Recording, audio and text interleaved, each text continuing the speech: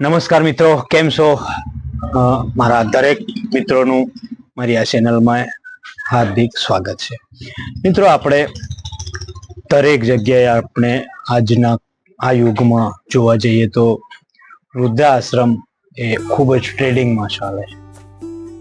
તમે સાંભળ્યું હશે કે આજે આ જગ્યા પર વૃદ્ધાશ્રમનું ઉદ્ઘાટન કર્યું તો કોઈક વખત આ જગ્યા પર તમે સાંભળતા જતો વારંવાર. પણ મિત્રો, એ ખુશીના સમાચાર એ ખુશીની વાત નથી, એ ખૂબ જ દુઃખદ ઘટના છે, એ દુઃખીના સમાચાર છે.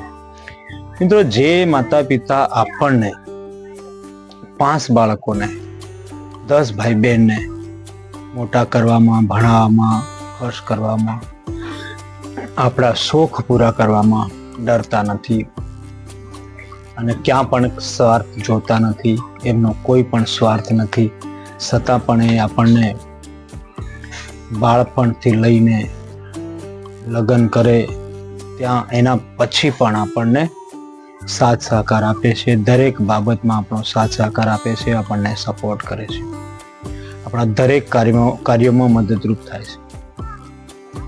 આપણને એમને તકલીફ, ઘણી બધી તકલીફો હોવા છતાં પણ આપણને કોઈ દિવસ તકલીફ નથી પડવા દેતા. મિત્રો, એમના પાસે પૈસા ન હોય તો પણ આપણી સુવિધાઓ પૂરી પાડે છે. આપણી માંગ, આપણી જરૂરિયાતો જે પણ હોય દરેક પ્રકારે આપણને લઈ આપે છે, આપણી જરૂરિયાતો પૂરી પાડે છે. એમના પોતે તકલીફ વેઠીને પણ આપણા માટે એ લોકો તનતોડ મહેનત કરીને પણ આપણને આપણો ઉછેર કરે છે, આપણને પાળે છે. અને એ જ માતા પિતાઓને આપણે 10 ભાઈ બહેન યા 5 ભાઈ બહેન થઈને એ જ માતા પિતાને આપણે પાળી નથી શકતા, એ જ માતા પિતાને આપણે 2 ટાઈમનું ખાવાનું નથી આપી શકતા, એ જ માતા પિતા પ્રત્યે આપણે એટલી નફરત કરતા થઈ જઈએ છીએ, આપણને વૃદ્ધાશ્રમમાં મૂકવાની જરૂર પડી જાય છે. મિત્રો, તમે ઘણે બધે મંદિરોમાં જશો, ઘણી બધી જગ્યાએ પ્રાર્થનાઓ કરશો, દર્શનો કરશો, સત્સંગો રાખશો, દુઆઓ કરશો યા સેવાઓ કરશો, એનો કોઈ મતલબ નથી. જો તમારાથી તમારી માતા પિતા દુઃખી હશે તો તમે દરેક ભગવાનને દરેક મંદિરોએ પગે લાગવાનો કોઈ જ મતલબ નથી. મિત્રો, તો સૌથી પહેલા મારું તો એવું કહેવું છે મિત્રો કે તમે સૌથી પહેલા તમારા ઘરમાં બેઠેલા જે માતા પિતાઓ છે, જે જીવતા ભગવાન છે, એમની સેવા કરો, એમની જરૂરિયાતો પૂરી પાડો, એમને સુખી રાખો, એમને દુઃખી ના કરશો. મિત્રો, તો તમારા દરેક કાર્યો સફળ થશે. તમે દરેક કાર્યોમાં તમને તકલીફ નહીં પડે. કેમ કે કહેવત છે એ પ્રમાણે જો મંદિરમાં તમે જોવા જાઓ તો માનો તો શંકર, નહીં તો કંકર. એ જ રીતે તમે ત્યાં પગે લાગશો, તમે ત્યાં ભક્તિભાવ કરશો, ઘણી બધી જગ્યાએ તમે સેવારૂપ થશો, લોકોને તો હેલ્પ કરશો, પણ જો તમારી માતા પિતાને જો તમે દુઃખી કરશો, માતા પિતાને સુખી ના કરી શકશો તો એ દરેક બાબતોનો, દરેક સેવાનો કોઈ જ મતલબ નથી.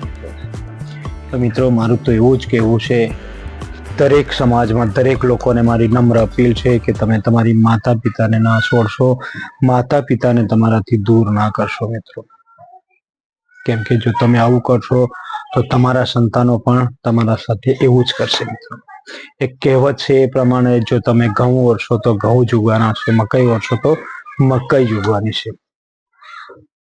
તો મિત્રો, તમારી માતા પિતા તમારી સાથે હશે, એમના આશીર્વાદ મળશે તો તમે જે કામ ધારશો એ થઈ જશે.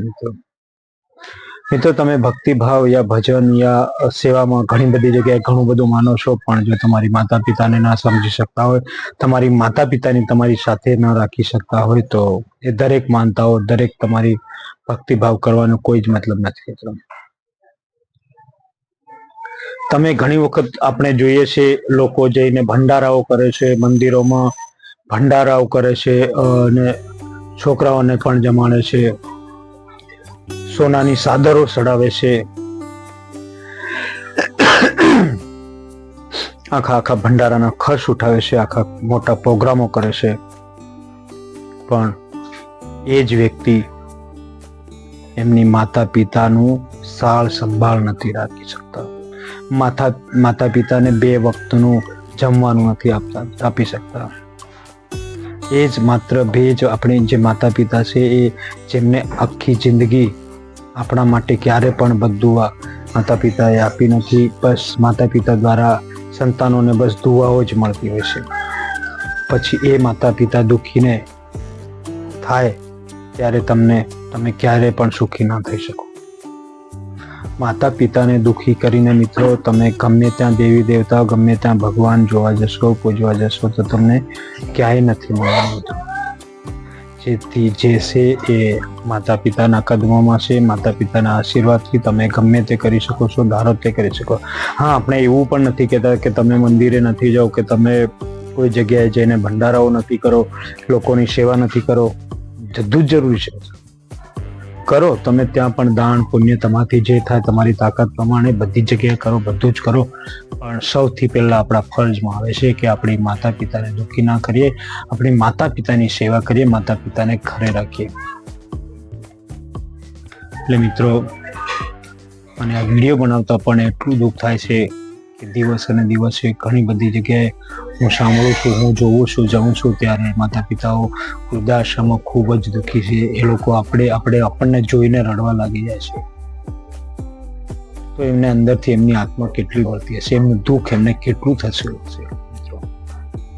કે જે બાળકોને એ લોકોએ ઘણા બધા સપના જોયા, જે બાળકો પાછળ ઘણો બધો ખર્ચ કર્યો, ઘણો બધો સમય વેડ્યો, ઘણા બધા ડ્રીમ જોયા, મારું બાળક આવું કરશે તો આ થશે, મારું બાળક મોટું થઈને મને આવી રીતે રાખશે, આ બધા ડ્રીમ જોયા. અને એ જ એમના ડ્રીમ, એ જ એમના સપના આપણે પોતે જે જન્મ દેનાર માતા પિતાને આપણે દુઃખી કરીએ, એમના ડ્રીમ આપણે તોડી દઈએ છીએ દોસ્તો. એ ખૂબ જ દુઃખદ ઘટના છે.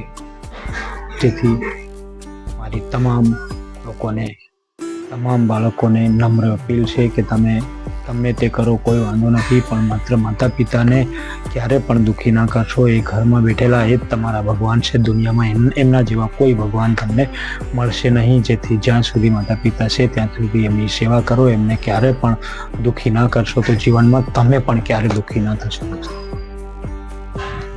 બસ મારો કહેવાનો ધ્યેય આ જ છે, મારા વિડીયો બનાવવાનો પણ ધ્યેય આ છે કે કંઈક આ વિડીયો દ્વારા કોઈક લોકોને કંઈક સમજણ પડે. તો મિત્રો, તમે આ વિડીયોને વધુમાં વધુ શેર કરજો અને દરેક લોકો સુધી પહોંચાડજો. તો આપણા વિડીયોનો મારા ઓછામાં ઓછી 10 લોકો પણ કંઈક આ વિડીયોમાંથી શીખશે તો અને વિડીયો બનાવવાનું સફળ થઈ જશે. તો બસ હવે હું ફરીથી એ જ કહીને આ મારા વિડીયોને સમાપ્ત કરું છું. દુનિયામાં તમને જે ભાવે કરશો, પણ તમારી માતા પિતાને ના તરશો, માતા પિતાને ના દુઃખી કરશો મિત્રો. એમના જેવું જો તમે માતા પિતાને દુઃખી કરીને દુનિયામાં ગમે તે કરશો, એ બધું જ વ્યર્થ છે મિત્રો. જેથી માતા પિતાને ખુશ રાખો, માતા પિતા સાથે રાખો, અને માતા પિતાને સાથે રાખશો તો તમારા બાળકો પણ તમને સાથે રાખશે. જેથી આપણો પરિવાર ખુશીથી રહેશે, આપણું જીવન સફળ થઈ જશે. જો માતા પિતા સાથે તમે સારી રીતે રહેશો, માતા પિતાને ખુશ રાખશો, માતા પિતા સાથે સંબંધ સારા રહેશે તો તમારું જીવન સફળ થઈ જશે એમની દુઆઓથી. દુનિયાની કોઈ દેવી દેવતામાં એટલી તાકાત નથી જે માતા પિતાની તાકાત છે. જો મારો વિડીયો તમને ગમ્યો હોય તો લાઈક, શેર, સબસ્ક્રાઇબ જરૂરથી કરજો મિત્રો. અને બને ત્યાં સુધી મારા વિડીયો પર ધ્યાનથી સાંભળજો અને ગૌર કરજો. બસ આટલું જ કહેવું છે. Bye bye.